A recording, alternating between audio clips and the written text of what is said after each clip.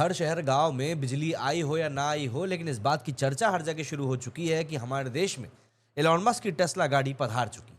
और इसी चर्चा के साथ में एक चर्चा और भी शुरू हो चुकी है कि टेस्ला आई तो आई, लेकिन अपने साथ में भारी भरकम टैक्स भी लाई। जो गाड़ी अमेरिका में 30 लाख की मिल रही है, वो भारत में 60 लाख से शुरू हो रही है। कारण इसके पीछे का भारी भरकम टैक्स बताया जा रहा है, करीब 70%, जो कि गवर्नमेंट ने इम्पोज किया है। और इसके पीछे का कारण भी साफ है। टेस्ला को कहा गया है कि भैया, जब आप भारत में गाड़ी बना नहीं रहे हो तो कम से कम उसके एवज में आपको पैसा तो चुकाना पड़ेगा। और इसके कारण टेस्ला, जो कि एक ठीक ठाक गाड़ी हो सकती थी, वो प्रीमियम सेगमेंट में पहुंच चुकी है। हालांकि टेस्ला ने इस बात का वादा किया है, जो कि हमारी नीति भी है देश की, कि आने वाले समय में वो करीब 41 से 50 करोड़ रुपए का निवेश भारत में करेगा। और उसको लेकर वो गुजरात, तेलंगाना, आंध्र प्रदेश, इन जगहों पर जमीन भी देख रहा है कि कहां पर वो अपनी गीगाबाइट की फैक्ट्री डाल सकता है, क्योंकि चाइना वगैरह में तो उसकी फैक्ट्री है। लेकिन अभी फिलहाल के लिए अगर हम बात करें तो भैया, टेस्ला के आने से भारत में तो त्योहार सा बन रहा है। दरअसल दुनिया के सबसे रईस शख्स और अमेरिकी उद्योगपति एलन मस्क की इलेक्ट्रिक कार कंपनी टेस्ला ने आखिरकार लंबे इंतजार के बाद भारतीय बाजार में अपना सफर शुरू कर दिया है। कंपनी ने बीते 15 जुलाई को मुंबई के बांद्रा कुर्ला कॉम्प्लेक्स में अपना पहला शोरूम ओपन किया। इस शोरूम का उद्घाटन मुख्यमंत्री देवेंद्र फडणवीस ने किया और इस दौरान उन्होंने देश में टेस्ला की पहली कार से पर्दा भी उठाया। जाहिर सी बात है, इस कार के लॉन्च होने के मौके पर सीएम देवेंद्र फडणवीस ने कहा कि आखिरकार लंबे इंतजार के बाद मशहूर टेस्ला कार कंपनी भारत आ चुकी। और मुझे खुशी है कि टेस्ला ने अपने सफर के शुरुआत के लिए महाराष्ट्र का चुनाव किया। उन्होंने कहा कि महाराष्ट्र की इलेक्ट्रिक व्हीकल पॉलिसी डायनेमिक है और सभी कार निर्माताओं के लिए मुफीद है। एंड मुझे उम्मीद है कि आने वाले समय में टेस्ला भारत में अपनी मैन्युफैक्चरिंग प्लांट लगाने पर भी काम करेगा। मुंबई में टेस्ला का ये शोरूम तकरीबन 4000 स्क्वायर फुट में फैला हुआ है।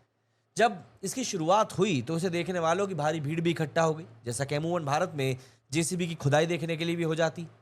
मीडिया और आम लोगों सहित कई सारे लोग इस शोरूम में टेस्ला की कारों को देखने के लिए ऐसे पहुंच गए जैसे वहां पर कोई हातिम ताई का बिल्ला आ गया हो।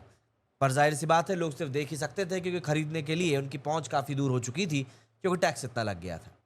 वैसे ये केवल एक शोरूम नहीं है, बल्कि टेस्ला का एक्सपीरियंस सेंटर भी है, जहां पर भारतीय ग्राहक पहली कार टेस्ला की कारों को करीब से देख सकेंगे, समझ सकेंगे और जान सकेंगे कि दूसरे देशों के जो अमीर होते हैं वो कितने सुख चैन से अपना जीवन काट रहे हैं, और यहाँ भारत में एक संघर्ष है जो कि अलग लेवल पर चल रहा है और खत्म ही नहीं हो रहा है। वैसे टेस्ला के इंडिया एंट्री में का इंतजार लंबे वक्त से हो रहा था, और ये जो वक्त था, ये काटो ना कट रहा हो ऐसा कुछ हो चुका था। लेकिन देखिए, जब वक्त पूरा हुआ तो टैक्स के हथौड़े के साथ आया। इसकी ऊंची कीमत, इस कार का अमेरिका से भारत तक का सफर, ऑब्वियस सी बात है, दोनों ही अपने आप में अपवाद है। इस दौरान कंपनी को कई सारी चुनौतियों का भी सामना करना पड़ा। मैं यहाँ पर बिजली की अवेलेबिलिटी और रोड वगैरह की रख रखाव की बात नहीं कर रहा हूँ। दरअसल टेस्ला के लिए सबसे बड़ा चैलेंज था कार की कीमत को कम से कम रखना। लेकिन तमाम कोशिशों के बावजूद भी ये कार दूसरे देशों के मुकाबले भारत में काफ़ी महंगी है। भारत में टेस्ला ने अपनी पहली कार टेस्ला मॉडल वॉय को कुल 2 वेरिएंट में लॉन्च किया है। वेरिएंट के तौर पर लॉन्च किया इसलिए है क्योंकि इसी से तो आपको पता चलेगा कि आपको अपनी कितनी जेब गहरी रखनी। इसकी शुरुआती कीमत करीब 58 लाख रुपए के आसपास है, और इस कार को फिलहाल दिल्ली, मुंबई और गुरुग्राम सहित 3 शहरों में बिक्री के लिए पेश किया गया है। ऑब्वियस सी बात है, टेस्ला वाले भी जानते हैं कि बाकी भारत में तो गरीब लोग रहते हैं, शायद इसीलिए ये लोग सिर्फ इतने शहरों तक ही सीमित है। वैसे जहाँ तक मुझे पता है, पुणे, बेंगलोर, चेन्नई, कोलकाता, मतलब इन शहरों में भी कोई कम अमीर लोग नहीं रहते हैं। मतलब पोर्शे तो भैया हमको इंदौर में भी दिख जाती है।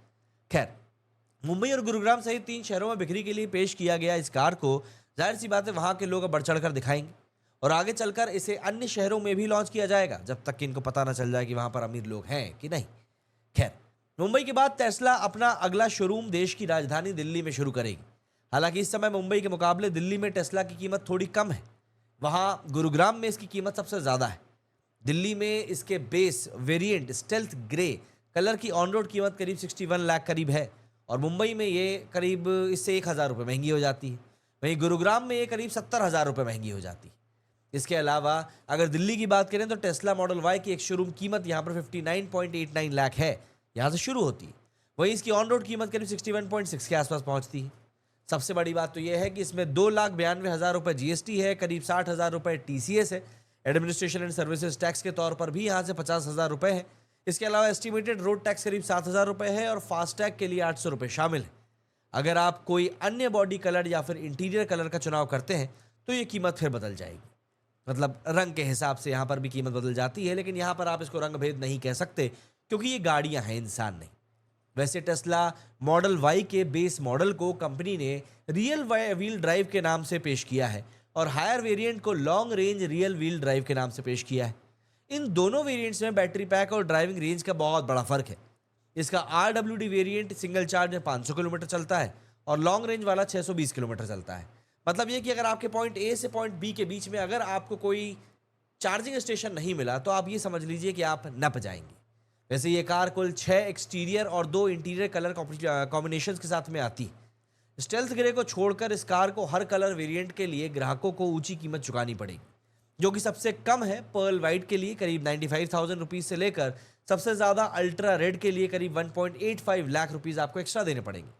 हालांकि ये कीमत कार के ऑन रोड प्राइस में ही शामिल है, इसलिए इसके बारे में आपको कुछ खास पता नहीं चल पाएगा। मतलब आपकी जेब कट भी जाएगी और आपको लगेगा हाँ ठीक है, मैंने गाड़ी ही तो खरीदी। वैसे टेस्ला मॉडल वाई की अगर बात करें तो ये दुनिया की सबसे मशहूर इलेक्ट्रिक कारों में से एक है। वैसे ये कार अपने फीचर्स को लेकर मशहूर है या एलॉन मस्क से अपने एसोसिएशन को लेकर, ये अभी भी एक चर्चा का विषय है। इसमें 2 अलग अलग बैटरी पैक आते हैं, एक 60 किलोवाट आवर का और एक 75 किलोवाट आवर का। छोटा पैक सिंगल चार्ज में 500 चलता है, बड़ा पैक 600 चलता है। और इसका जो बेस वेरिएंट है वो करीब 5.9 सेकंड में 0 से 100 किलोमीटर प्रति घंटे की रफ्तार को पकड़ लेता है और लॉन्ग रेंज इसी के लिए 5.6 सेकंड का समय लेता है।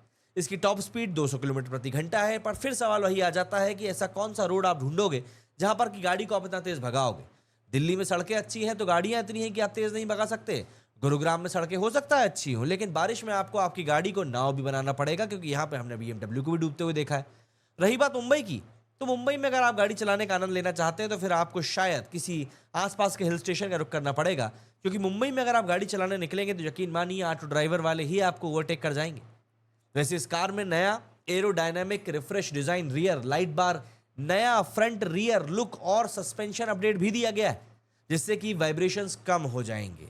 वाइब्रेशन कम तो हो जाएंगे, लेकिन जिस तरह का हाल हमारी भारतीय सड़कों का है वो वाइब्रेशन दिन प्रतिदिन बढ़ते जाएंगे। इस बात का जीता जागता सबूत हमारी टाटा गाड़ियां हैं, जिनको कि हम पहले दिन जब लेकर आए थे एकदम नई दुल्हन की तरह, तब ऐसा लग रहा था कि इस गाड़ी से चूं की आवाज़ भी नहीं आएगी। लेकिन आज वो दिन आ चुका है जब चूं के साथ चाचा की भी आवाज़ आने लगी है और इन आवाज़ों को रोकने के लिए हर कोई अपने हाथ खड़े कर चुका है कि भैया इनका हम कुछ नहीं कर सकते, क्योंकि ये सब सरकार की देन है, उसी सरकार की जिसने रोड टैक्स के नाम पर हम लोगों से काफ़ी अच्छा पैसा लिया है। खैर, रोड टैक्स की बात क्या करना, हम तो टैक्स के तौर पर भी पैसा देते हैं और उसको लेकर भी रो नहीं सकते। लेकिन सबसे बड़ी बात तो यही है कि यहाँ पर फ्रंट इंडिया के हिसाब से इस गाड़ी के जो फ्रंट रियर लुक है और सस्पेंशन जो है उनको थोड़ा सा अपडेट किया गया है, जिससे कि वाइब्रेशंस कम हो सके। बेहतर राइड क्वालिटी, नए साइलेंट टायर सेटअप के साथ में कंपनी ने इसे NVH लेवल को भी रिड्यूस किया है, जिससे केबिन के भीतर बिल्कुल भी साइलेंट ड्राइविंग का आपको मज़ा मिलेगा। लेकिन अब भारत में जिन शौकीन लोगों को डीजल गाड़ियों के इंजन की आदत है या जिनको मज़ा आता है, वो मुझे लगता है कि उस साउंड को मिस करेंगे, तो वो अपने एंड्रॉयड ऑटो या फिर एप्पल कारप्ले में डीजल गाड़ी के साउंड का यूज़ कर सकते हैं। कंपनी ने हालांकि इसके केबिन मिनिमलिस्ट इंटीरियर का डिज़ाइन भी किया है। मिनिमलिस्ट मतलब आपको बहुत कम चीज़ें दिखाई पड़ेंगी, आपको ऐसा लगेगा कि यार कुछ है ही नहीं, एकदम खाली खाली से दिखाई पड़ेगा। हालांकि भरी हुई चीज़ें ज़्यादा अच्छी लगती है, लेकिन आजकल लोगों को पता नहीं कि वो हड्डियों में ही ज़्यादा मज़ा आता है। हाँ, इस गाड़ी में करीब करीब 15 इंच की एक टच स्क्रीन भी दी गई है। समझने वाली बात यह है कि आप गाड़ी को सड़क पर चलाने के लिए ले रहे हैं या फिर टच स्क्रीन चलाने के लिए, एक बात अभी भी शोध का विषय है। ऐसे में पीछे बैठने वालों के लिए भी अलग से 8 इंच की टच स्क्रीन की व्यवस्था करी गई है। और एक बात क्लियर है कि भैया आप आगे बैठे चाहे पीछे बैठे, बात करने की ज़रूरत नहीं, क्योंकि आप सभी के पास में अपनी अपनी टच स्क्रीन होगी। ग्लास पैनोरामिक सनरूफ दी गई है, सूरज की रोशनी और अल्ट्रा वायलेट किरणों से सेफ्टी भी देगा।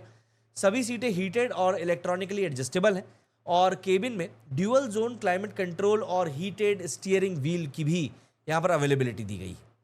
इसके अलावा इसमें ऑटो पायलट सिस्टम, जो कि कार को ऑटोनॉमस ड्राइविंग की सुविधा भी देता है। मोबाइल ऐप से यूज़र कार को लॉक अनलॉक कंट्रोल भी कर सकता है और साथ ही टेम्परेचर कंट्रोल और चार्जिंग मॉनिटर सिस्टम सब चीज़ें कर सकता है। बेसिक सी बात यह है ओवर द ईयर। अब बात यह है कि इसमें सुविधाएं तो भर भर के हैं, जैसे सीट गर्म भी होगी ठंडी भी होगी। मतलब क्या, पीछे से कोई अगर चिल्ला रहा हो तो आप सीट को ठंडा कर दें तो आपका पिछवाड़ा तो ठंडा हो जाएगा, लेकिन दिमाग का क्या होगा? गाड़ी अपने आप चलने वाली है, लेकिन अगर सड़क पर चलते चलते कोई बच्चा सामने आ गया, ऑटो सामने आ गया, ये वो मच्छर जो आज की तारीख में घूमते रहते हैं ना बैटरी वाले, वो सामने आ गए, तो क्या ये उसको भाई बहन समझ के गले लगा लेगा? इन चीज़ों की अपडेट आखिर कहाँ से मिलेगी, ये तो सोचना पड़ेगा। हाँ, अगर आपको इसमें बाहर की चीज़ें अभी भी सुनाई दे रही हैं तो इस गाड़ी में 13 स्पीकर भी दिए गए हैं, एक सबवूफर भी दिया गया है, जिससे कि आपको बाहर का कुछ भी शोर सुनाई नहीं देगा। लेकिन हाँ, भारत में फैली हुई गंदगी आपको फिर भी दिखाई देगी अगर आप खिड़की से बाहर झांकने की कोशिश करेंगे तो। इन सब के अलावा कंपनी का दावा है कि सुपर चार्जर की मदद से इस कार की बैटरी केवल 15 मिनट में ही इतना चार्ज हो जाएगी कि आपको 250 किलोमीटर तक की ड्राइविंग रेंज मिल सकती है। लेकिन हाँ, अगर आप सीएनजी गाड़ी में सीएनजी गैस भरवाते भरवाते परेशान हो चुके हैं तो यकीन मानिए आपको इसके साथ भी एटलीस्ट 15 मिनट तो रुकना ही पड़ेगा, वो भी तब जब आपको इसका सही तरीके से चार्ज करने वाला चार्जिंग पॉइंट मिल जाए। इनके अलावा भी और भी कई सारी चीज़ें हैं, मतलब जैसे कि टेस्ला भारत में सुपर चार्जर के नेटवर्क विस्तार पर भी काम कर रहा है और आने वाले टाइम में इसे बढ़ाया जाएगा। इस कार को सामान्य घरेलू सॉकेट से कनेक्ट करके भी चार्ज किया जा सकता है, जिसमें 6 से 7 घंटे का समय लगेगा। अब आप मुझे बताइए कि आप अपनी टेस्ला को कब घर ला रहे हैं। मेरे इस वीडियो में फिलहाल इतना ही। जय हिंद, जय भारत।